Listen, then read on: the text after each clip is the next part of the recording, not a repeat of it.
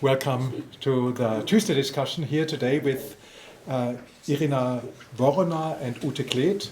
It's a great pleasure to have the two of you here. My name is Christoph Mauch and I'm running the Rachel Carson Center. Actually, you were invited, Ute and Iryna, by Gesa Lüdecke, who you all know, who used to do the Tuesday discussion together with me a long time ago. And because Gesa is no longer with us, so it's my pleasure to moderate the session today. And well, at the time when Gesa invited you, Iryna was in Ukraine, and Ute was in Konstanz, and she's still in Konstanz. But now, fortunately, Iryna is closer. It's not that much closer, but it's in northern Germany, in a place called Meinersen, which some of you may know. It's an artist's colony. And she just got her residency permit on Friday, I think, and has been here just for a couple of months. And I think that's, I don't know what the distance is, at least 700 or 800 kilometers from Konstanz to Meinersen. And it was just yesterday night when the two of you met for the first time. Yeah. But they've been in touch with each other, I don't know, via Zoom or telephone or emails mostly. Yeah, emails. They send mails to each other. Okay, so Iryna is an artist, comes from Kiev, studied at the Academy of Fine Arts, but has also got a doctorate in cultural studies on symbolism in art and in Ukrainian art and contemporary art. Yeah. She has been a resident, a non-resident fellow in Bloomington, in Indiana. Still are. So you've never been, you still are? Yeah. So you're not in the US, but you are in the US? Yeah. She left Ukraine. First she left her home in Kiev, which was a high-rise. And she imagined, because she was on the 15th floor, that if a bomb dropped on her house, she would not want to be in the house. So she went to the suburbs, but it didn't get better at all. She had to take care of her parents because the fighting was taking place just a couple of kilometers away from her home. So for many, many weeks or months, they could not leave the house or lived in the basement. And she lost her husband as well. In a way, Ute was her savior. She called her savior. Ute brought her here to Germany. Ute is I don't know, not but many things. Ute is studied tourism, she studied communication design, she is an illustrator, but she didn't want to work in tourism because of the impact of tourism on the environment, and she prefers staycations over vacations. And she also didn't want to work solely in illustration, because if you know what it's like in Germany as an illustrator, you cannot really survive just by being an illustrator. So she went into art education, has done podcasts on art, has also taught pupils how to produce pigments from nature, going into nature and producing them. She's been part of a nature writing discussion group here in Nantesbuch. You all know it, here at the Stiftung Natur und Kunst, just outside of Munich, and many, many other things. I could continue, but I won't. I will just say this. Both of them have worked on diaries, a war diary, Iryna, and the diary Offenland, which is a nature diary about which the original is here. There's no print version, so you brought this here. And I always like to add a fun fact, if I can think of one. What they told me about, I think it's a fun fact when Ute said, "Oh, I'm an 8-legged giraffe." Why 8-legged giraffe? And she said, well, first, I'm tall. Secondly, I'm doing so many different things, and I need to stand firmly on the ground, but I also want to reach. So I like the material and the groundedness, but I also need to reach to things that are not the low-hanging fruit, but something really far up.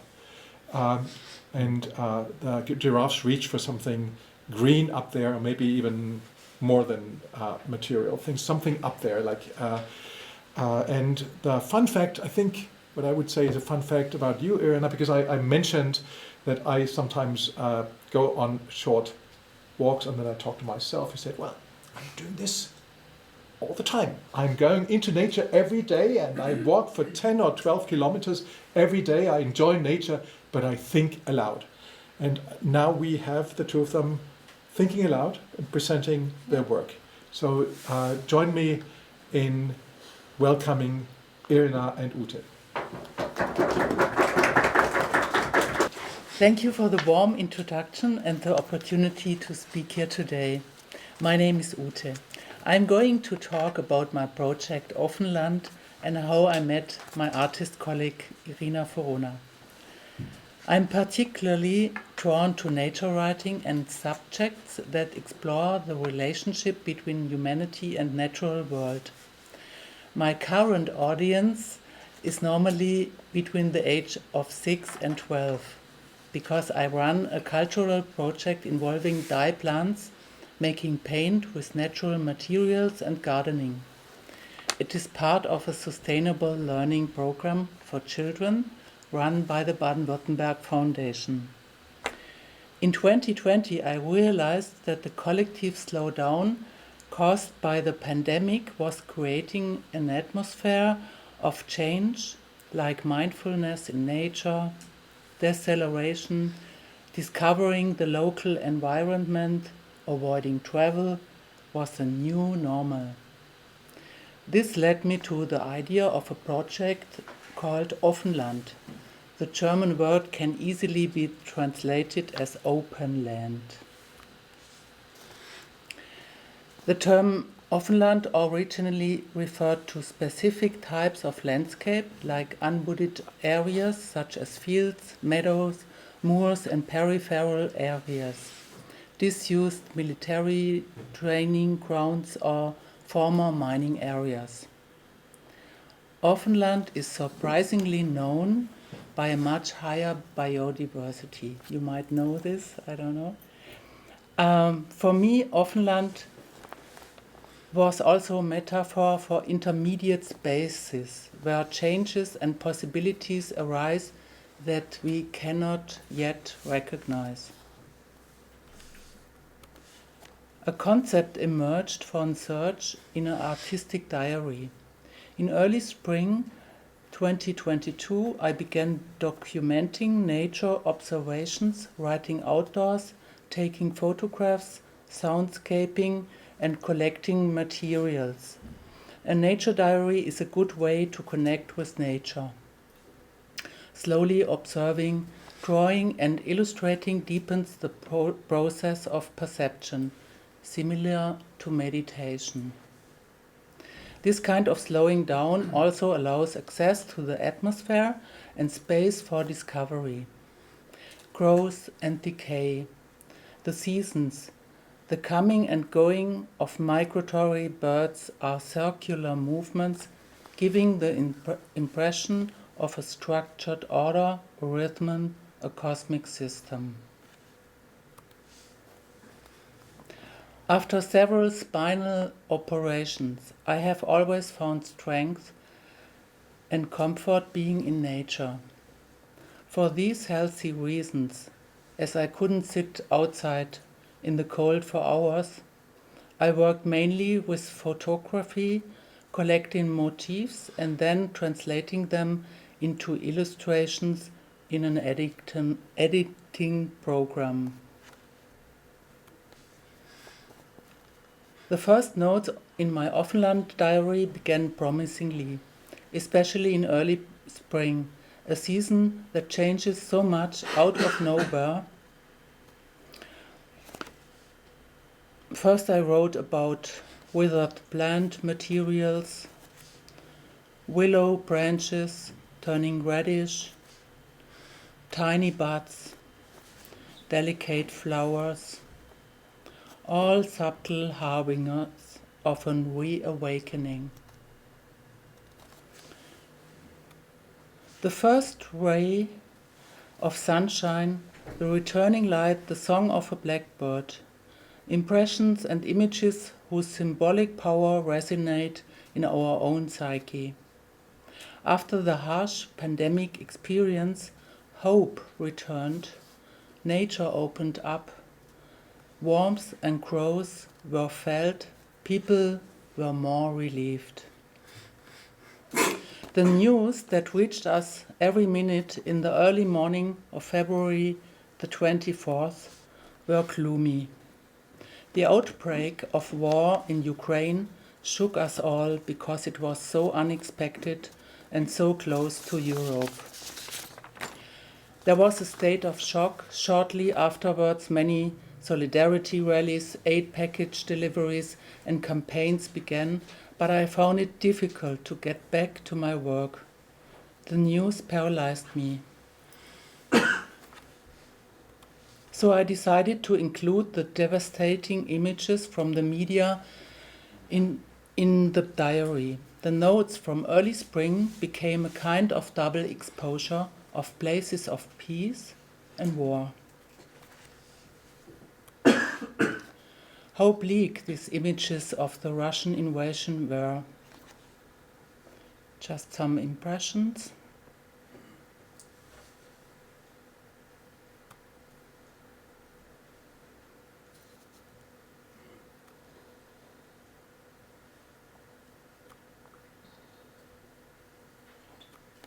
And how impressive were the reports of the Ukrainian resistance.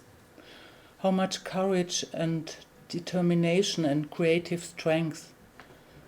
But it also changed my own reality. What kind of peace exists here at the idyllic Lake of Constance, where I live, and where many of the weapon systems are produced and developed. There was a strange feeling between the comfortable situation here and the hostility to life there. The mixture of observation side to side, here and there, resulted in around 100 pages. Just some impressions more.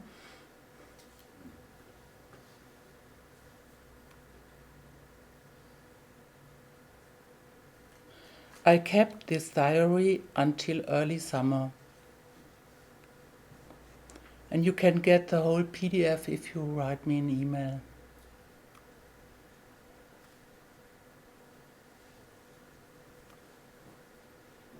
How I met with Iryna. Some months later, in September 2022, there was an online conference between the Goethe Institute and the European Lab of Culture. Ukrainian artists presented their work to connect with German cultural managers and artists.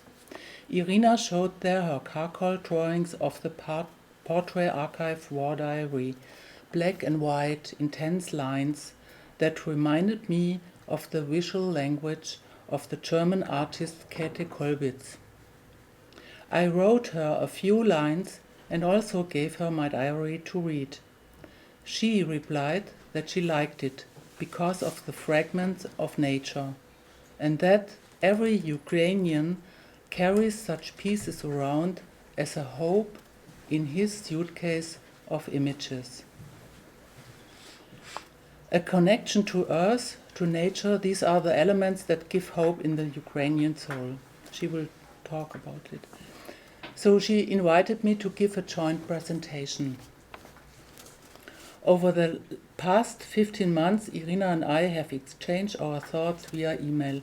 It is very satisfying for me that I was able to support her with a residence scholarship in Germany. For me, this was a small step towards a new opportunity. A lot of time has been passed since then. The war is still not over. Another one has been added. What have I learned from my search? There are some points. News from afar. The writer Umberto Eco once wrote an essay about the feeling of a second life that viewers experience through the mass media. For me, it always remains a balancing act between consuming news and feeling sympathy from a distance. Secondly, the nature of media coverage. The war in Ukraine has been documented in a new way with the help of drones and smartphones, etc. So we tend to gather bad news by doom scrolling through pictures that are deeply emotional and disturbing. I know now that media images can trigger trauma. The journalist Ronja von Wurm-Seibel, who worked in Afghanistan for 2 years, writes about this in her book, How We See the World. Bad news, she writes, make us faint. It is perceived more often by our saber-toothed tiger brain and therefore takes on more space and weight. But how can we learn if we feel paralyzed by the weight of the news, she asks. Apathy, dullness come from a learned helplessness, fear, exhaustion. This lack of feeling is the most dangerous feeling, also for democracy. She pleads for constructive journalism and recommends that writers and readers read up on background information, like long reads, find comparisons of successful projects, and explore options for action. Nature as a guarantee factor. What comforts us when we no longer have ecological stability? The idea of a cosmic order in a rhythmic cycle has been lost since the age of modernity. The more sensitively one looks at one's surroundings, the more one is confronted with the feelings that can be described as a tendency towards desolation. Solastalgia is a word shaped in 2003 by the Australian philosopher Glenn Albrecht. It was, he said, homesickness you feel when you are still at home. The disappearance of nature will mean the loss of one of the most important sources of comfort. I think it will take courage to face this.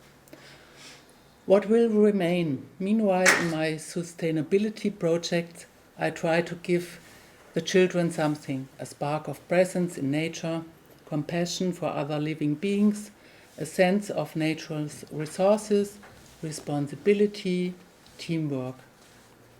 I feel how difficult it is to familiarize them with the idea we are all in one. Coming back to the theme of Offenland. What is left when peace is uncertain, when ecological stability is lost? What about hope? I like the definition of the doctor and philosopher Giovanni Maio. He says, hope has 3 elements. On the one hand, it is knowledge, recognizing how threatening the future is, but at the same time, it is also an attitude in the sense of remaining open in relation to the future. And thirdly, it is a fantasy, a willingness to believe that things are happening that give us the strength to deal with them.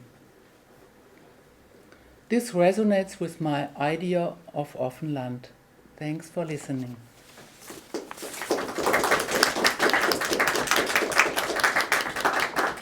Thank you, dear Christoph, for inviting us. Thank you, Ute, for this amazing opportunity for this Tuesday discussion. Yes, my name is Iryna Vorona. I came from Ukraine. I was born in Ukraine. I lived in Kyiv. But since 2023, I am a first migrant temporarily residing in Germany. I have been studying art since 2010. I have a master's degree in fine arts. I have a PhD in culture and art. I'm a social activist, artist and researcher. I work across several media like visual art and theory. Working in a wide variety of media, I explore the visual and the social languages of connection between people and nature. Researching changes in individuality under the several factors like external factors like environment and society. Actually, key questions that I research is artificial and natural relations that occur in societies, like pain and social isolation, borders and independence. 21st of February was a date that actually changed everything.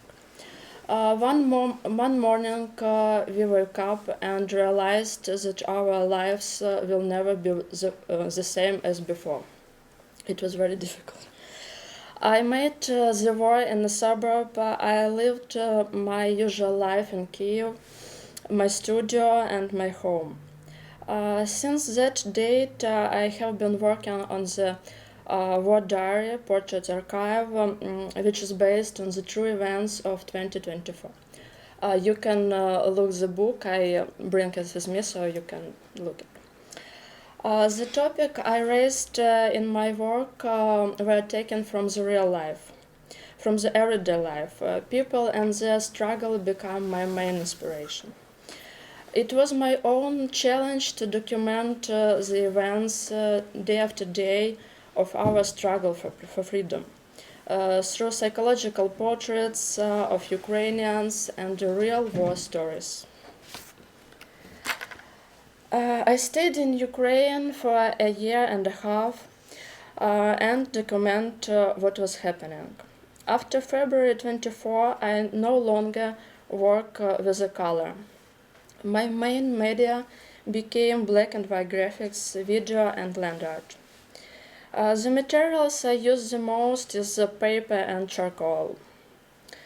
I started keeping a war diary on the 1st of March of 2022, and my main message was to document the impact of the war on ordinary people, just people like you and me, that are not military people, and the impact of the war in the heart of Europe on these people, on their daily life.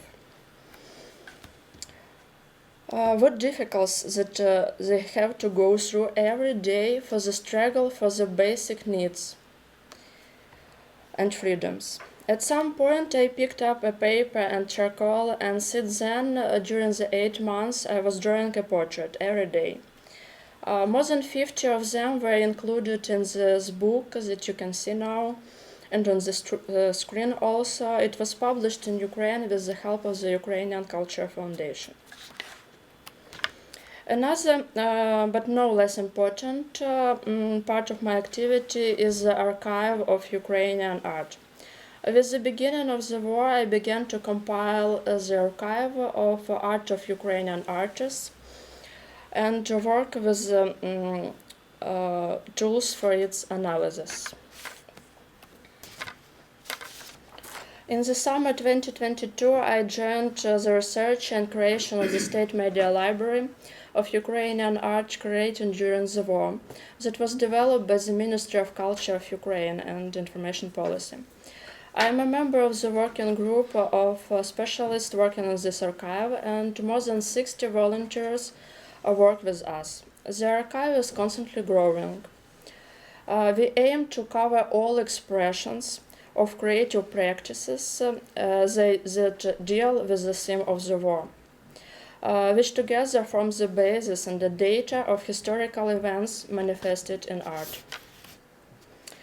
Later, my research, Artist at War, the new connotation of an artistic symbol in Ukrainian art, was supported by the Indiana University in USA, where I worked as a non-resident scholar and now as a continuing scholar. My main research interest lies in the modification of symbols, how they modificate on the national ground, focusing on new manifestations that appear after the war started, its context, concept, typology, and the stylistic features. On this slide, you can see this new modification of the symbols that appear after the war started. Symbols have always interested me as an artist and researcher. I believe that every statement needs its own language. but it should be understandable to everyone. And this is where universal, archetypal, cross-cultural symbols came to rescue. Sometimes they are specific to a certain nation or region, but in most cases they are understandable to many. Actually, this led me to work in a different media. I am paving the way is a video documentation of my personal war experience of being in isolation in the spring of 2022. The video contains text from my diary, the words that accompany this path. I walked barefoot through the territory that was isolated in the spring of 2022, in Kyiv region, where my home is, to draw attention to the human need to live and move freely, which was actually felt by everyone who was in isolation or occupation in Ukraine. After spending a month and a half, unable to live, get medicine, any help or buy food, I realized how fragile our life is, that everything exists. I worked on this video together with my husband, and it was supported by the Gem Factory Center in Ukraine. Home as a symbol of protection, peace, stability, parents. But during the war, home became a symbol of loss, danger, fear, that forced me to look for a new language of expression, and this language became a land art. The counter-myth of a home safety is a land art created in Ukraine. Through the threads of installation, I transferred the myth of security in which we have been living for more than 8 months in the plane of materiality. On the open air, from threads, I wove the house in which I live, to draw attention to the vulnerability of our homes. No matter what material your home is it concrete or bricks, whatever, it's actually vulnerable. A shelter made of a web of threads is an allegory of today's myth about security, because there is no safe place in Ukraine now. Despite the universality of one's own artistic language and desire to communicate with the international community, such as during the Goethe Institute conference where we met with Ute, from the very beginning of the war I decided to stay in Ukraine and document what is happening with a charcoal and a pen. The portrait became the language of expression in which I could say it the most. And I continue to speak today here in Germany.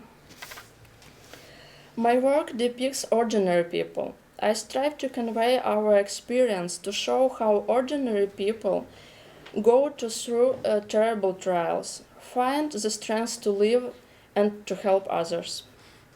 Every day during almost the 2 years of the war. This is a struggle for life, struggle for existence of Ukrainians as a nation. But people need to be told about that it could happen anywhere, with everyone. Nobody is protected of what is now happening in Ukraine. My own path allows me to approach the topic more deeply. I realized how fragile our life is, on which everything is held. However, I see and feel the strength of people of Ukraine, and the information that I getting through myself is transferred to portraits. After losing my husband, I stopped keeping a diary, but later it received a continuation, but a little bit in a different way. I no longer felt the need to make a portrait and write text every day. But it became the more meaningful project, based on people as the instrument of change and interaction. I set myself the task to showing the unity, thanks to which we continue the struggle. Its essence lies in creation of a group portrait where people and their destinies, like hands, are combined as a symbol of indomitability. All this thanks to strength of spirit and love, help of like-minded people and society, which actually become united as never before. Considering us as a language through which you can find a way to understanding, to empathy and acceptance, I worked on the Language of Freedom project, which became part of the international initiative We See Ukraine, with a series of exhibitions in Bulgaria and Croatia. Looking for a composition solution, I saw that the works of art actually form like a visual series, like a story, but with a certain cipher, a story that can be read when you knew the language. I had the analogy with the Braille font and began to build a composition guided by the laws of this language. I was inspired by photos and stories of people who go through the losses, separations, and trials of war, but find strength to live, to continue to live on, and to actually help others. That is due to the hope for freedom, for peace, for family to stay alive. I was very much inspired by moments of meetings and departures at the train stations, when families stand in each other's hands and they create such a unified figure. When their arms are interviewed in such a way that you can't recognize where is one person and another. So strong feeling of unity. This figure is everyone is merged into one. This is both a happiness and the tragedy of our society, because just yesterday we perceived our loved ones as granted as a permanent state, but now every moment become a treasure. My diary very organically moved to this plane of expression of the unity of people, which fills with energy. I see it in my family, friends, other people, the strength that united us and make us those who proudly says we are Ukrainians. I just want to find my own way to express this unity. Hope as a basic human need, especially during these difficult times. It's the basis of our joint project with Ute. The loss of home and the first need to seek protection in other countries and societies is not possible without hope.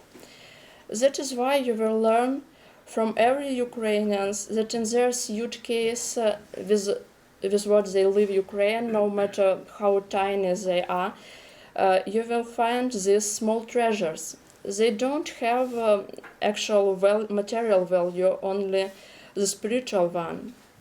I believe that our joint work with Ute, where you can recognize these treasures of memory, can resonate in people's souls as a call for hope. The survival course is what Ukrainians are currently going through all around the world. I have personal experience of such a survival course as I passed the stage of occupation in spring of 2022, kept a war diary, lost my loved one, and became a first migrant. All this make my survival course, which I transform into the artistic stories. I am currently working on a project that is called Flucht, that is First Migrant Survival Course in Künstlerhaus Meinersen, here in Germany, that deal with the main idea of the first migration that is close to me personally. When a person finds himself in a new place in society, the word refugee comes into mind immediately. However, with this project, I aim to reveal the concept of the refugee not through the concept of the first migration, but through the concept of unity, thanks to which unknown environment become a home. My project is about self-acceptance in new society and adapting to the new situation and people. Questions that require a double view, the first through the eyes of a newcomer and the second from the perspective of society that accept. In my project, I analyze this context in a field research through the graphics, text, sounds, and video. This is a continuation of my work on individual and society relations since the 2017. This project arouses like a normal state when you want to understand how to move on, what to make when you just want to stop and nothing else. Over 2 years of war, we realized how fragile our everyday life is, on which everything exists. You can imagine a broken plate with several pieces, like small fragments in which you can recognize portrait, nature, stories, etc. All these are treasures in which the will of Ukrainians for freedom is concentrated. Time gained a very different value for all of us. I can only repeat my previous words. Just yesterday we perceived our loved ones as permanent, but today every minute is a treasure. The message also applies to the cities in which we lived, our homes, neighbors, people with whom we communicate, and the environment that seems to be forever our place of residence, our unbreakable home. We all need a piece of hope if we truly want to live in harmony on our planet. Thank you for your attention.